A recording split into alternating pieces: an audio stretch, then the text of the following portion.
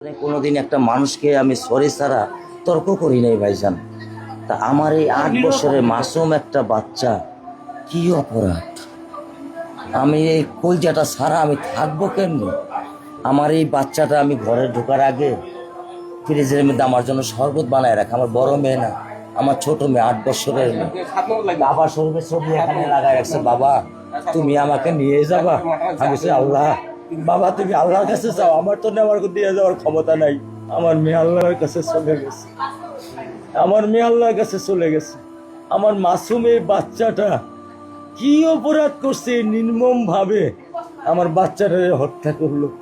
কি আমার ক্ষতি, কি আমার অন্যায়, কি আমার দোষ? আমি একটু জানতে চাই আপনাদের কাছে। আমার যদি কোনো দোষ থাকে, আমার কোনো যদি অন্যায় থাকে, প্রকাশ্যে আপনারা আমার ফাঁসি দিয়ে দেন। আমি এই বাচ্চাটা ছাড়া আমি থাকবো কেমনে?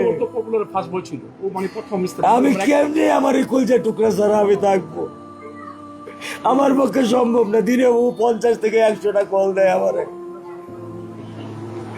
বাবা তুমি কখন আসবা? বাবা তুমি কখন আসবা? বাবা তুমি কখন আসবা? 8টা বছর আমি আমার বুকের এই ঘরে ঘুম পাড়াইছি। আমি আজকে আমি কার সাথে ঘুম আসবো? আমি কি দিয়ে মনে সান্ত্বনা দিব? আমার অপরাধ কি?